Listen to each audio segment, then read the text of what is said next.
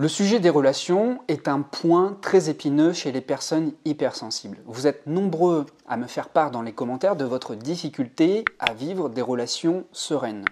On observe très souvent des réactions peu ajustées aux situations réelles. Je vous donne des exemples.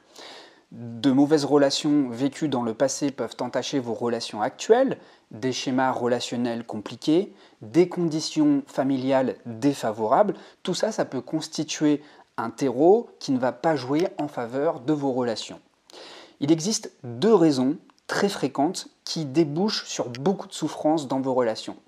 Mais justement, puisqu'on parle de relations, je prends un instant pour vous parler de ce pack Relations Pacifiques qui va prendre fin ce soir à minuit. Ce pack est constitué de 3 formations qui vont vous aider dans un premier temps sur le plan sentimental. Il y a une formation sur les relations amoureuses.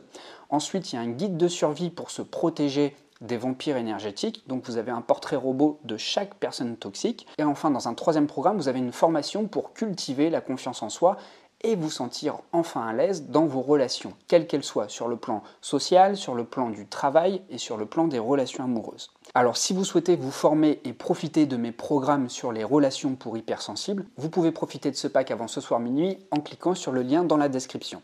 Alors maintenant, sans plus attendre, nous allons voir la première raison qui fait que vous pouvez vivre des relations douloureuses. La première raison, c'est que vous êtes trop sur la défensive ou pas assez. Beaucoup de personnes hypersensibles ont de la difficulté à se défendre. Par exemple, vous avez de la difficulté à prendre la parole lorsque vous ne vous sentez pas respecté.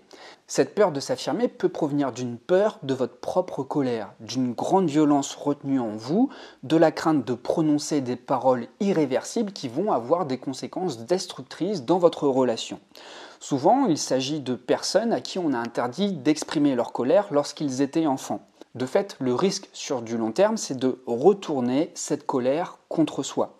Cela crée des tensions très fortes et ça peut provoquer un déchirement entre le désir d'exprimer sa colère, la différence à trouver des mots justes et la peur des répercussions que cette colère peut engendrer. Cette colère, ça crée un nœud intérieur et elle vous empêche aussi d'être libre dans votre relation aux autres. Et en plus de cela, vous pouvez entretenir l'idée que vous n'êtes pas fait pour les relations, que vous n'êtes pas adapté pour vivre avec une autre personne, voire que vous êtes une personne infréquentable. Ensuite, la deuxième raison, c'est que vous pouvez avoir des interprétations erronées. En observant bien chaque problématique relationnelle, on s'aperçoit que les souffrances vécues ne sont pas forcément liées à votre hypersensibilité. Il est important de faire un effort pour y voir plus clair et distinguer les choses. En effet, c'est important de faire la part des choses entre votre histoire, la souffrance que vous vivez et qui est légitime, et l'hypersensibilité, parce que l'hypersensibilité ne va pas tout expliquer. Et à chaque fois que vous vivez un problème relationnel, invoquer votre hypersensibilité n'est pas la bonne solution. S'enfermer dans la case hypersensible, c'est en fait la fausse solution qui risque de donner naissance à de nouveaux problèmes dans votre relation. Je vous explique pourquoi. Tout simplement parce que vous vous attaquez au mauvais problème. Le problème, ce n'est pas votre hypersensibilité. Lorsque votre relation vacille, vous souffrez et c'est tout à fait normal. Cette souffrance est légitime. Cependant, il existe des facteurs qui vont expliquer cette souffrance. Mais ces facteurs n'ont rien à voir avec l'hypersensibilité. Je vous donne des exemples de facteurs qui peuvent faire vaciller votre relation. On peut prendre l'exemple du stress, l'exemple des traumatismes que vous avez vécus dans votre vie. Ça peut vous déstabiliser et c'est légitime de les pointer comme excuse. Il peut aussi y avoir votre éducation. Cette éducation a pu donner lieu également à des croyances factices vous concernant, des croyances qui ont été cristallisées et qui vous empêchent de vous épanouir sur le plan relationnel. Il peut y avoir aussi des déceptions que vous avez vécues dans votre vie. Ça peut vous marquer au fer rouge. La précarité également. La précarité est un facteur important dans les problèmes de relations. Et puis, il y a peut-être eu de la maltraitance également, de la maltraitance lorsque vous étiez enfant, ou aussi de la maltraitance avec la personne avec qui vous partagiez votre vie auparavant. Ça, ce sont des facteurs tangibles et vous allez pouvoir vous appuyer sur ces facteurs tangibles. Ce sont des choses palpables sur lesquelles vous allez pouvoir bosser. Ce n'est pas quelque chose d'abstrait. On ne peut pas tout mettre sur le dos de l'hypersensibilité. Pour que les choses soient plus simples et plus claires pour vous, l'hypersensibilité, c'est comme un facteur multiplicateur.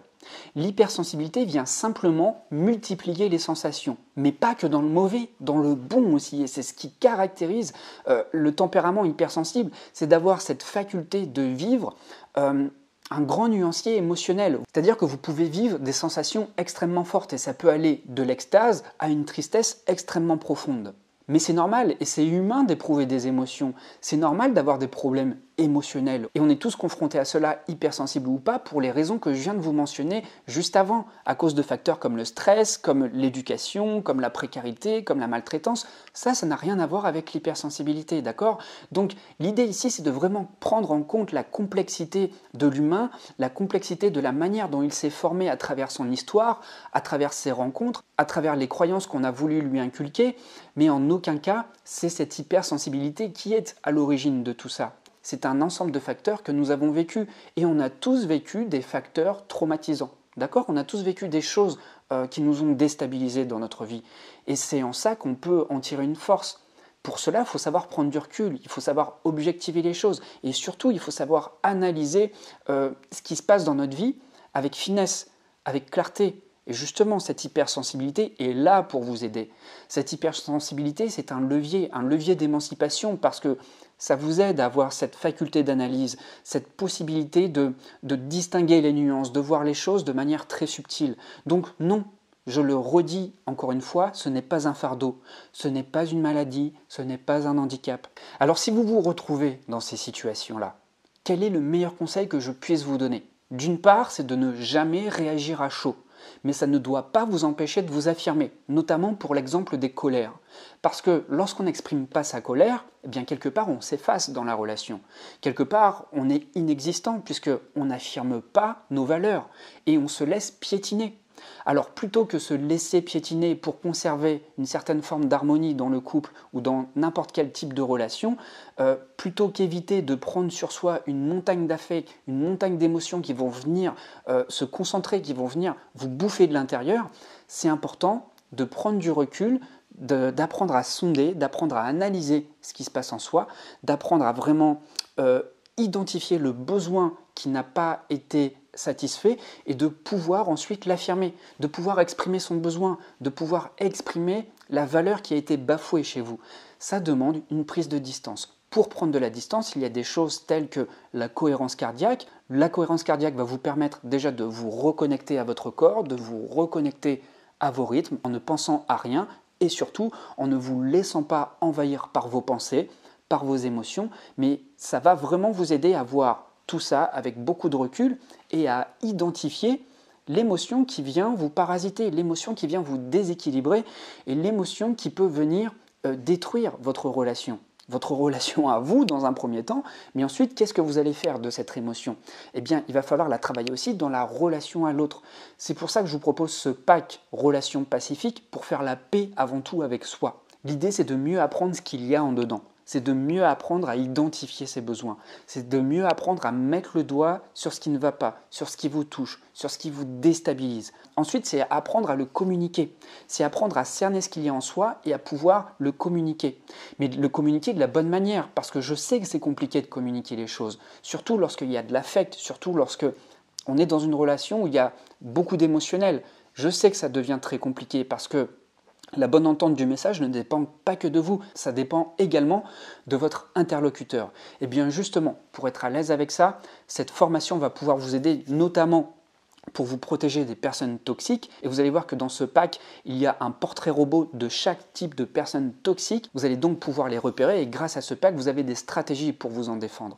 L'idée ici, c'est de ne pas fuir le problème, mais c'est de l'affronter, c'est de pouvoir vous affirmer tout en conservant une sécurité autour de vous.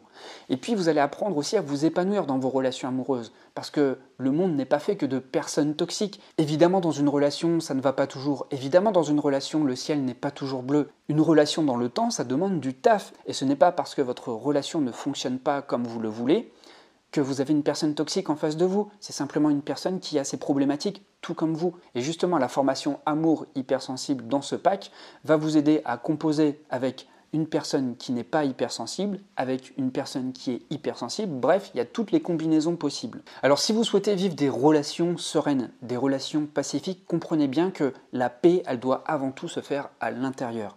Et une fois que vous allez être OK avec vos besoins, le problème ne sera pas résolu une fois pour toutes, mais vous aurez les outils pour composer à chaque fois que vous êtes confronté à nouveau à un conflit relationnel. C'est ça l'idée. Et vous savez, les relations que l'on vit au quotidien, c'est toujours une question d'équilibre. C'est toujours une étroite relation entre des ressources et des besoins. Des fois, on a des besoins, il n'y a pas les ressources en face. Des fois, il y a des ressources, mais la personne n'a pas forcément besoin de vos ressources. L'idée ici, c'est de toujours trouver un équilibre. Alors, si vous souhaitez que je vous accompagne à travers ce pack de 3 formations, n'hésitez pas parce qu'à partir de ce soir minuit, le pack revient à son prix normal. En le réservant avant minuit, vous avez une grosse réduction. Et en plus, vous pouvez avoir accès à l'entièreté de mon catalogue à moins 50% à partir du moment où vous avez réservé ce pack. Voilà, je pense vous avoir tout dit. J'espère que ce contenu qui ne va pas toujours dans le sens des personnes qui voudraient se défausser en mettant tout sur le dos de l'hypersensibilité, je sais que ce n'est pas toujours séduisant, hein, mais c'est important d'être honnête et c'est important de mettre les points sur les i. L'hypersensibilité, pour moi, c'est quelque chose de fantastique. C'est pour ça que je m'évertue à faire plein de contenu. C'est un domaine qui me passionne parce que c'est un facteur d'émancipation. Soyez fiers et soyez heureux d'être hypersensible, mais surtout, ne mettez pas tout sur le dos de l'hypersensibilité. Ne mettez pas tous vos malheurs sur le dos de l'hypersensibilité. Voilà, c'est tout pour moi. Je vous remercie beaucoup de m'avoir écouté. Vos retours, vos idées, vos expériences m'intéressent. N'hésitez pas à me partager tout ça dans les commentaires. Moi, je vous dis à très vite et surtout, portez-vous bien.